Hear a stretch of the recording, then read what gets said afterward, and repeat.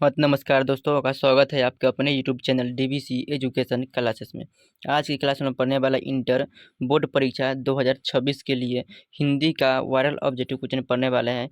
Objective question 100% आपको इस objective question में से आप लोग 10 से 15 क्वेश्चन ऑब्जेक्टिव क्वेश्चन इसी क्लास से आपको देखने के लिए मिलेगा फाइनल बोर्ड परीक्षा में। तो आप लोग इस वर्ष एग्जाम देने वाले हैं, आप लोग कुछ भी तैयारी नहीं किए तो इस ऑब्जेक्टिव क्वेश्चन को 50 भी ऑब्जेक्टिव क्वेश्चन देखने कराने वाले हैं। और इस प्रयास भी आप क्वेश्चन को देख लेते हैं तो 10 से 15 क्वेश्चन आपको यहाँ से देखने के लिए मिलेगा। हिंदी का ओवरऑल ऑब्जेक्टिव क्वेश्चन है। आज क्लास बहुत भी बड़ा धमाका होने वाला है। बुक का निचोड़ प्रश्न आज इस वीडियो में आप लोग कराने वाले हैं यहाँ, ठीक है ना। तो चैनल को अभी तक सब्सक्राइब नहीं किए तो चैनल को आप लोग सब्सक्राइब कर लीजिएगा, बेल आइकन को दबा लीजिएगा ताकि है ना कोई भी वीडियो डाले तो आपको नोटिफिकेशन मिल सके। और हिंदी व्याकरण का ट्रिक आपको देखने के लिए है ना, हिंदी व्याकरण का ट्रिक आपको देखना है। हिंदी व्याकरण का ट्रिक तो आप लोग इस चैनल को आप लोग सब्सक्राइब कर लीजिए। बहुत जल्द कारक का ट्रिक लाने वाले हिंदी व्याकरण में, ठीक है ना। तो चैनल को आप लोग सब्सक्राइब कर लीजिए। आप नेक नैनो सेकेंड में आप आंसर दीजिएगा हिंदी व्याकरण से। तो 100 में है ना, हिंदी में आप 100 में 100 लाना चाहते हैं तो इस चैनल को आप लोग सब्सक्राइब जरूर करके रखिए। चलिए हाल क्वेश्चन देखते हैं। पहला क्वेश्चन आपके सामने है, बालकृष्ण भट्ट का जन्म जो है, बालकृष्ण भट्ट का जन्म कब हुआ था मेरे दोस्त। तो बालकृष्ण भट्ट का जन्म अब कब हुआ था तो 1844 ईस्वी में बालकृष्ण भट्ट का जन्म हुआ था। मृत्यु आपके यहाँ कब हुआ था तो मृत्यु 1914 ईस्वी में। मृत्यु 1914 ईस्वी में बालकृष्ण भट्ट का जन्म 1844 ईस्वी में हुआ था। चलिए अगला क्वेश्चन देखते हैं। अगला क्वेश्चन है, बालकृष्ण भट्ट ने किस पत्रिका का संपादन किया था। तो बालकृष्ण भट्ट ने किस पत्रिका का संपादन किया था तो हिंदी प्रदीप नामक पत्रिका का संपादन किया था। ऑप्शन होगा हिंदी प्रदीप नामक। और कितने वर्षों तक संपादन किया था तो 33 वर्षों तक संपादन किया था। ऑप्शन होगा इसका ए हो जाएगा। रेल का विकट खेल के लेखक कौन है। तो रेल का विकट खेल का लेखक कौन है तो आप लोग याद रखिएगा। ऑप्शन होगा ए बालकृष्ण भट्ट रेल का विकट खेल का लेखक है। मनुष्य की ईश्वर प्रदत्त शक्तियों में से एक है। मनुष्य की ईश्वर प्रदत्त जो ऊपर से भगवान दिए है ईश्वर की शक्ति, उसमें से एक क्या है तो एक वाक शक्ति एक है। ऑप्शन है ना सी, वाक शक्ति एक है। वाक शक्ति एक है। अगला क्वेश्चन देखते हैं। रोबिन्सन क्रूसो कितने वर्ष के बाद लोगों के बीच आए थे। तो लोगों के बीच कितने वर्षों के बाद आए थे। क्या ऑप्शन है ए में दिया है 16 वर्ष, ऑप्शन बी है 18 वर्ष, ऑप्शन सी है 15 वर्ष, ऑप्शन डी है 20 वर्ष। तो रोबिन्सन क्रूसो ने कितने वर्ष के बाद लोगों के बीच आए थे तो ऑप्शन होगा ए 16 वर्ष के बाद लोगों के बीच आए थे। तो ऑप्शन का ए हो जाएगा।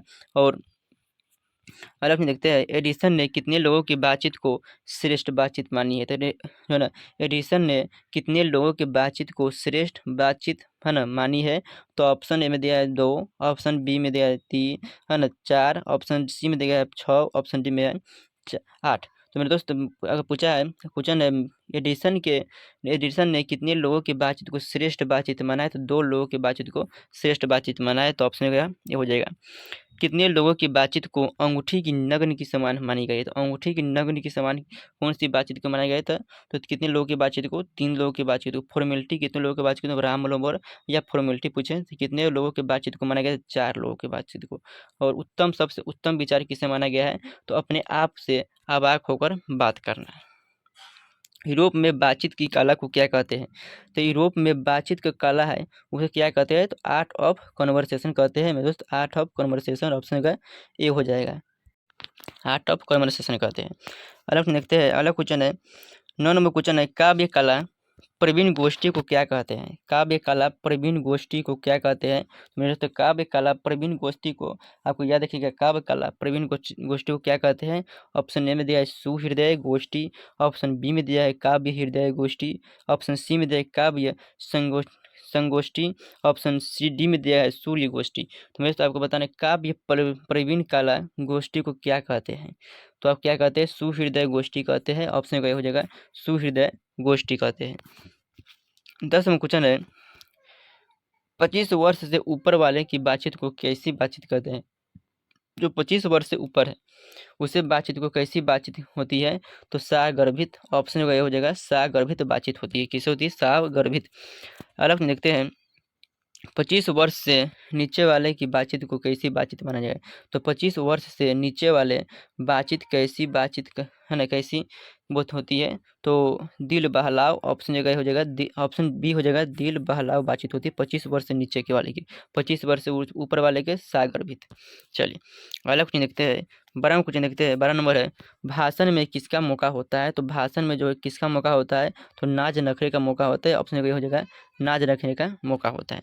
और हिंदी व्याकरण का कारक का ट्रिक इस चैनल पर लाएंगे। जैसे कारक का ट्रिक, कारक कारक का ट्रिक बिल्कुल आपको 1 सेकेंड में आपको आंसर दे देगा। कारक का ट्रिक लाने वाला है, तो इस चैनल को आप लोग सब्सक्राइब करके रखिए, ताकि कारक का ट्रिक आपको देखने के लिए इस चैनल पर मिलेगा। तो 1 सेकेंड में आप आंसर दे दीजिएगा। कितने सेकेंड में? 1 सेकेंड में आप आंसर देखिए, क्वेश्चन देखिएगा, आंसर दे दीजिएगा, ठीक है ना। तो 100 में हिंदी में आपको 100 में 100% लाना है, तो इस चैनल को आप लोग जरूर सब्सक्राइब कर लीजिएगा, ठीक है ना। सब्सक्राइब करके रखिए चैनल को। हिंदी व्याकरण का बहुत जल्द ट्रिक के साथ वीडियो लाने वाला है। चलिए 13वां क्वेश्चन है, बालकृष्ण भट्ट का जन्म कहाँ हुआ था? तो बालकृष्ण भट्ट का जन्म कहाँ हुआ था? इलाहाबाद में। ऑप्शन हो जाएगा इलाहाबाद में जन्म हुआ था। अगला क्वेश्चन देखते हैं, बालकृष्ण बातचीत पाठ गद्य की कौन सी विधा है? तो बातचीत पाठ गद्य की कौन सी विधा है? तो ये निबंध है। ऑप्शन जो है ना, ये हो जाएगा निबंध ही बातचीत है, ठीक है ना। चलिए अगला क्वेश्चन देखते हैं, मनुष्य के रूप का साक्षात्कार कब होता है? ठीक है ना, मनुष्य के रूप का साक्षात्कार आपको बताना है मेरे दोस्त। तो मनुष्य के रूप का साक्षात्कार जो है, मनुष्य के रूप का साक्षात्कार कब होता है? तो बोलने से। ऑप्शन होगा ये हो जाएगा बोलने से मनुष्य का रूप का साक्षात्कार होता है। 16 में क्वेश्चन देखते हैं, बोलने से मनुष्य के रूप का साक्षात्कार होता है, किसका कथन है? तो बोलने से ही मनुष्य का साक्षात्कार होता है मेरे दोस्त, किसका कथन है? तो याद रखिएगा, बोलने से ही मनुष्य का रूप का साक्षात्कार होता है, तो ये किसका कथन है? तो याद देखिए, एडिशन का कथन है। ऑप्शन जगह ए एडिशन का कथन है। किसका कथन है मेरे दोस्त? तो इनसे का नहीं, ये दो लोगों की बातचीत को है ना कहा एडिसन ने, लेकिन ये बेन जॉनसन का कथन है। ऑप्शन का है ना बी हो जाएगा, बेन जॉनसन का कथन है। काव्य कला प्रवीण गोष्ठी को क्या कहते हैं? तो काव्य कला विद्वान मंडली को क्या कहते हैं? तो सुहृदय गोष्ठी, या इसी पे काव्य कला प्रवीण कला को क्या कहते हैं? तो सुहृदय गोष्ठी। ऑप्शन हो जाएगा सुहृदय गोष्ठी कहते हैं।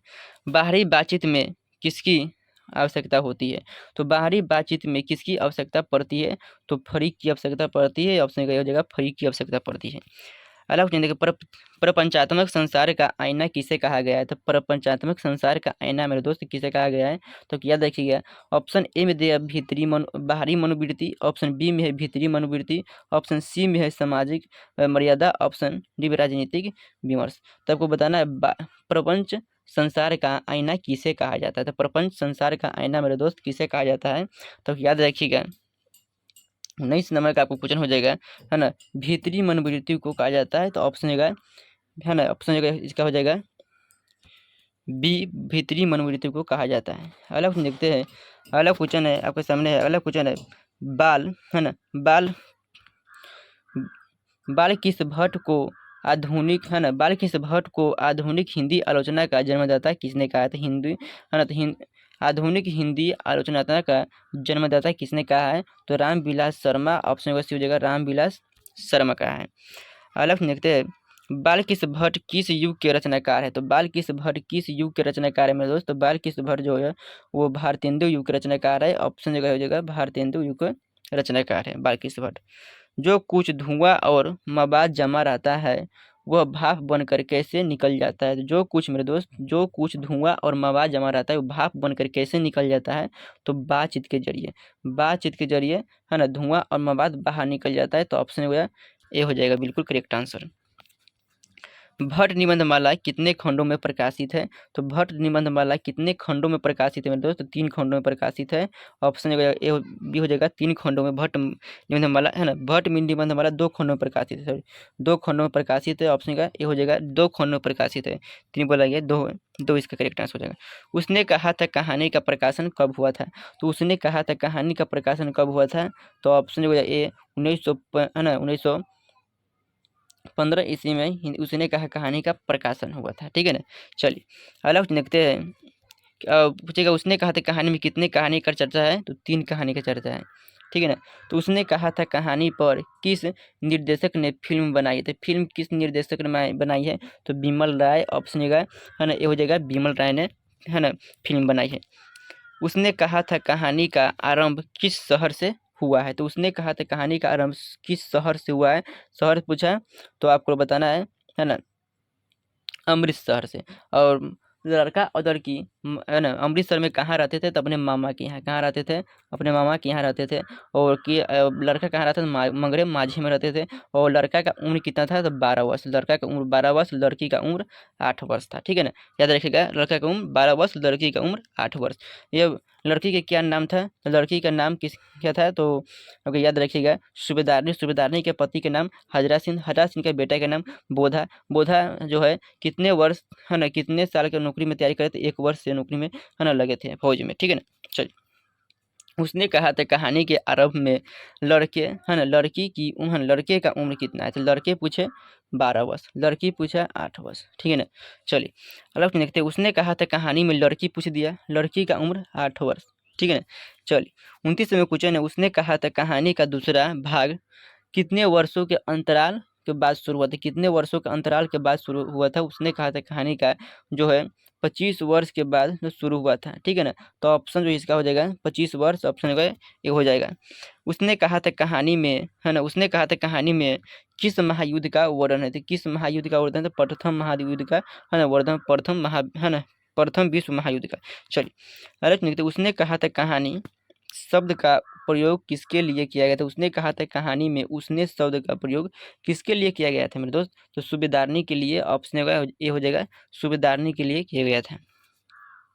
अमृतसर के बाजार में लड़के लड़की किसके यहाँ रहते थे? तो लड़का लड़की किसके यहाँ रहते थे अमृतसर के बाजार में? तो बताए थे ऊपर, मामा के यहाँ रहते थे। ठीक है ना, अलग अमृतसर के बाजार में लड़के कहाँ रहते थे? लड़के पूछा मंगरे माझे। ऑप्शन ये हो जाएगा, मंगरे माझे में रहते थे।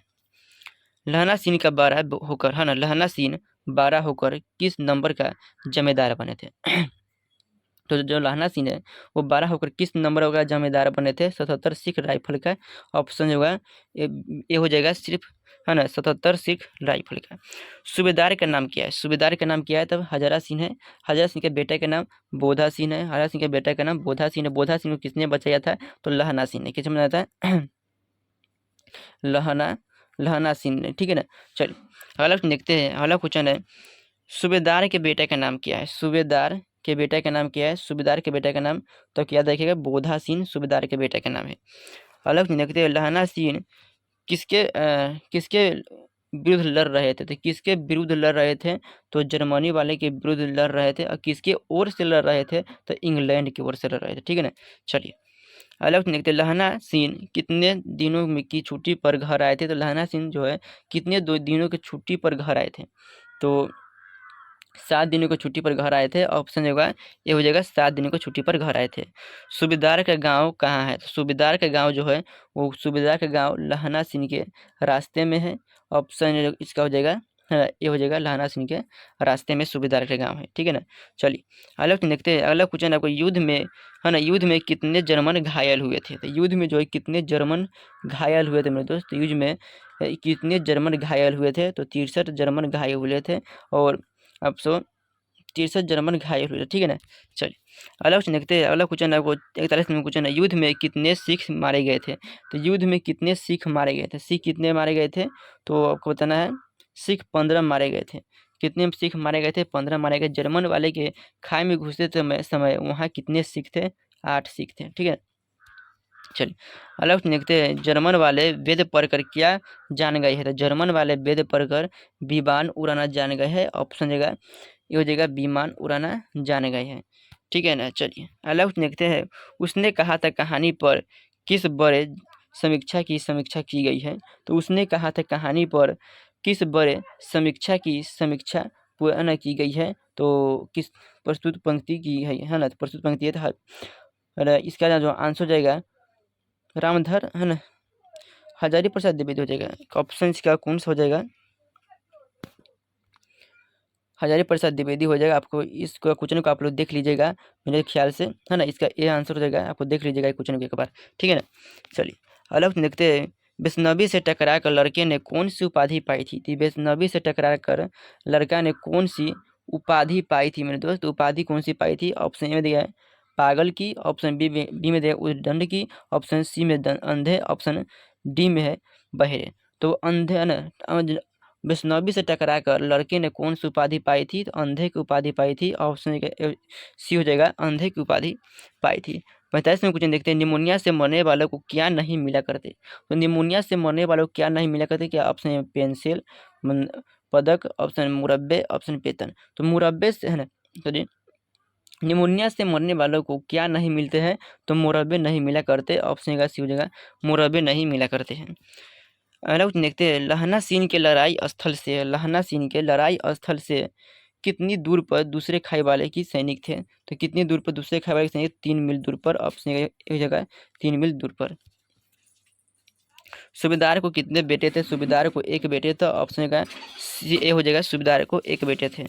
मतलब कि सूबेदारनी का बेटा कितने दिनों से फौज में नौकरी कर रहे थे? सूबेदारनी के बेटा है ना 1 वर्ष से फौज में नौकरी कर रहे थे। ऑप्शन का है ना ए हो जाएगा 1 वर्ष से। जर्मन के खाई में घुसने समय वहाँ कितने सिख थे? तो 8 सिख थे। ऑप्शन का ए हो जाएगा 8 सिख थे। जायसी का जन्म कब हुआ था? तो जायसी का जन्म 1492 ईस्वी में। ऑप्शन हो जाएगा 1492 ईस्वी में जायसी का जन्म हुआ था। तो आज की क्लास से 50 सब्जेक्टिव क्वेश्चन कराए हैं और 50 में से आप लोग कितना सही किए आपको जरूर बताइएगा। आपको कमेंट बॉक्स में बताइए और कितना आपको सही किया 50 में से। और इस चैनल को अभी तक आप लोग सब्सक्राइब नहीं किए, चैनल को आप लोग सब्सक्राइब कीजिएगा और वीडियो को लाइक नहीं किए तो वीडियो को आप लोग लाइक कर दीजिएगा, ठीक है ना। वीडियो को आप लोग लाइक कर दीजिएगा। और हिंदी व्याकरण का कारक का ट्रिक है ना, कल इस चैनल पर आएगा। तो हिंदी व्याकरण का कारक का ट्रिक आप लोग देखने के लिए हिंदी व्याकरण में 100 में 100 है ना आप लाना चाहते हैं। हिंदी व्याकरण में कुछ नहीं आता है तो हिंदी व्याकरण का ट्रिक आप लोग जरूर देखिएगा। हिंदी व्याकरण का ट्रिक हम लाने वाला है इस चैनल पर। तो इस चैनल से आप लोग जुड़े रहिए और जितना भी व्याकरण में टॉपिक है सभी टॉपिक पर आप एक एक ट्रिक हम आपको देंगे। तो ट्रिक के माध्यम से आप 1 सेकेंड में आप आंसर निकाल दीजिएगा। तो ठीक है ना। तो चलिए मिलते हैं अगले क्लास में। जय हिंद, धन्यवाद।